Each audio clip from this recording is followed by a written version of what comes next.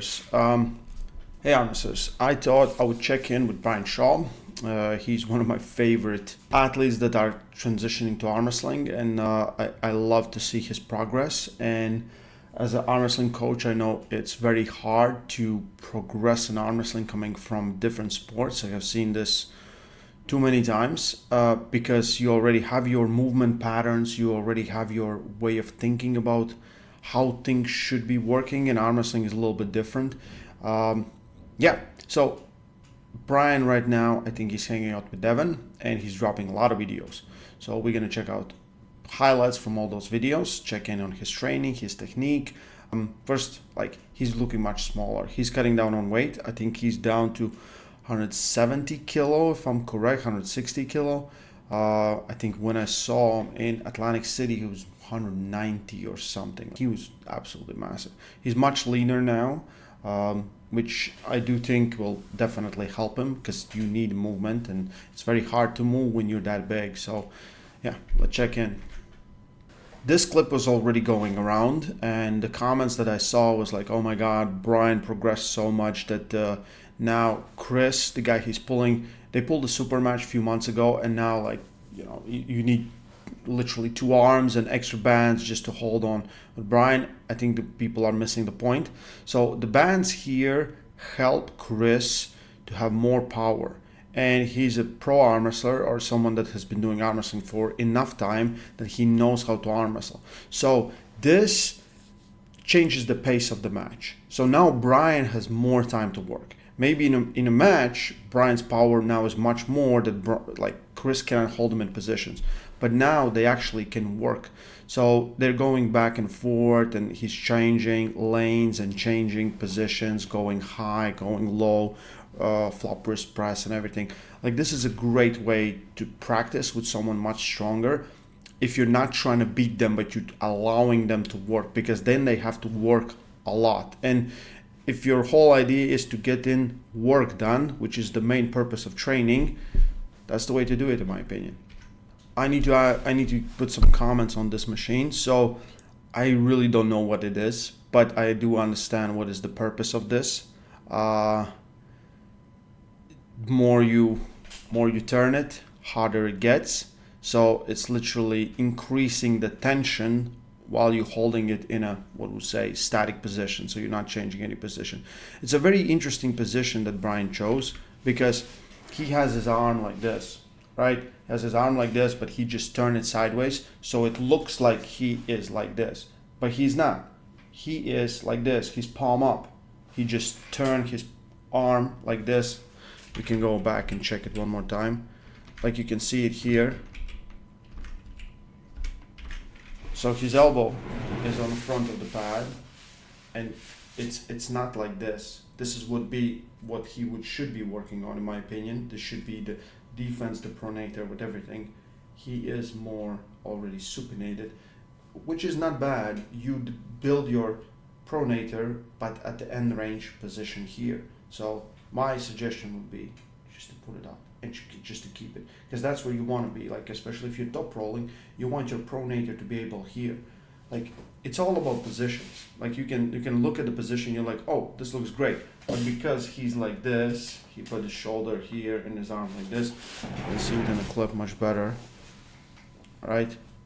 His arm is looking inside. It's not like this. It should be like that, especially for pronator work and for what I would think that would benefit Brian more. You see? This feels like it is okay, right? This feels like this is okay. But if he stands up, he changes position, he is supinated. It looks like he is like this, but because of the position where his arm is, he's compensating with his body and putting in position where it looks like he's in pronation, but his arm already is. So in this position, he needed to be like this. Then he would hit the pronator like he wants it. Or maybe, I don't know, maybe there's a different reason for it. But his palm is already looking at his face,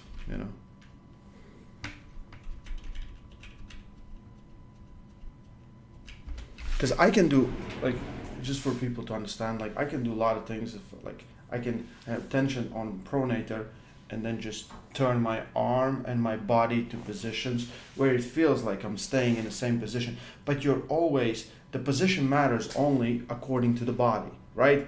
So here is pronation. Here I am like this. And if I turn it like this, I still feels like I'm still in pronator, but I have everything set up, right? This is the normal position. I know it's too much, but this is normal position, right? I can drop my body weight here. According to the starting position, I just change my position to this. You understand? So I can have my arm fully overpronated. I can have my arm fully overpronated like this. And let's say I drop my position like this, right? This is the pronator because I stand up and I'm boom here, right? So you always think about your position according to your body or your arm. This is one of the best moments of the second video, him cutting Devon's hair. Yeah, I think we lost Heihachi. Heihachi would be great, I think, yeah. I love expressions of Jody's face. She's like, what? The things that I have to deal with. Yeah. So this is the latest video with Brian Shaw and Devon Larratt. They pulled in Texas. I don't know which day it was already, but Devon spent like a week there. Has good dominance in the center, yeah. But still, like, because he's coming forward, he's pressing, he's going there, and the press is not bad. Press is not bad. But if anyone thinks like Brian would actually pull through Devon's press, I think they're crazy. I think Devon doesn't want to hurt him. And if I pull some beginners and they get in a press position, I'm very gentle what I do, just because of that reason. It's so easy just to tear their shit apart. Yeah, Brian not really using all his big leverages. He's going more like sideways is okay, but he's still not going outside. And I think he would have like a leverage over Devon, like in this, but I just don't think he's probably yet built for it. I would still think he's ridiculously strong, but I think everyone still looks the same versus Devon. You pull Devon puts you in the same position, you lose your hand, feels like you have to go for a press, and that's what you do. If you look at 100,000 videos of Devon pulling, that's where he puts everyone. This is left hand. I'm really interested in Devon's left hand because his left isn't his right. And let's see. Yeah, Devon still has good center control. Like Brian drops everything so low. And I think like when you are a big dude, you have to use your leverages. If you don't use your leverages, it's very hard for you to beat someone that uses their leverages. And Devon makes you go high. And of course, like practicing with Devon is very tricky because you can't really take much from it because he's just so ridiculously stronger than you. Go here, right arm, allows him to get to the side. Here even Devon is fully just trying to hold on, just holding on. Yeah. I would think like Brian has a lot of power. Like there's a lot of power. He's just not yet found a way. And measuring him versus Devon is really unfair in my opinion, because like he's looking levels, like many different levels beyond where he should be. Like it's ridiculous. So him just working with Devon is great, but I can't take nothing from it. Transitioning from position to position for Brian is great. He's kind of looking for things. He's making, in my opinion, a little bit of transition to a hook more than it is, or a press or forward move or inside move than outside, which is kind of weird. With his leverages, he should just be able, but maybe there is just not connection there, more connection inside. And I would think like with the size of man he is and with all the leverages and everything, I think his joints are pretty strong. He should be able to just, go where he wants to go. I would think like it's still gonna take time. I would love to see him in a competition in some small tournaments, but again, I think it's a problem of who he is. Brian Shaw everyone knows who he is. Everyone wants to get a pen on him. Everyone wants to show up and beat him and show that they beat Brian Shaw. So I think there's a problem, and I do think there's a lot of people right now that can beat him, not even on elite and pro levels, and maybe on some high level amateurs. Especially if you pull a tournament, you get in bad position, then you have to pull another one. There's a guy that just pulls a sneaky on you, and you just go home with 2 losses. So I think there's a problem there. Pulling here on side tables when people are generous, it's not the thing that's gonna make you a better arm wrestler. But I do like his progress. I feel like he's working really hard. I think he's focusing on some stuff. I think, again, don't get too many teachers. Focus on the guys that are around you.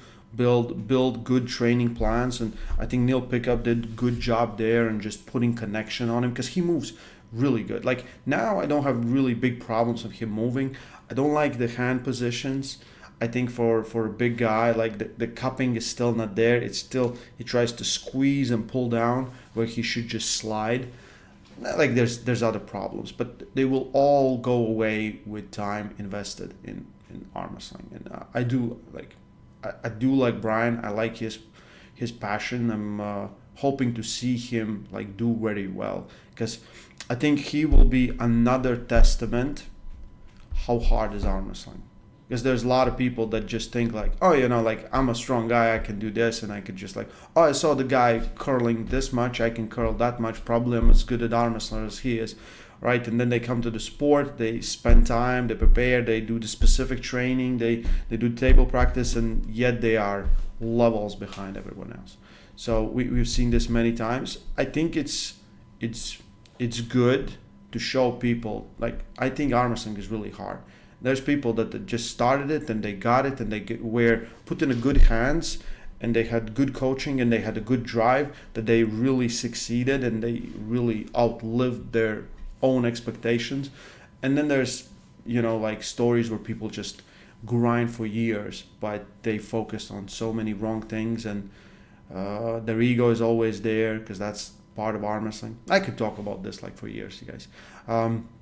Anyway, I enjoy Brian Shaw getting into arm wrestling deeper and deeper. He will have a super match versus Brendan Allen. I think it's part of Shaw Classics. I'll see if I can post a link and put a link in the description. So go, I'll be watching it too. And yeah, guys, stay strong. Love arm wrestling. Look at this, massive forearms.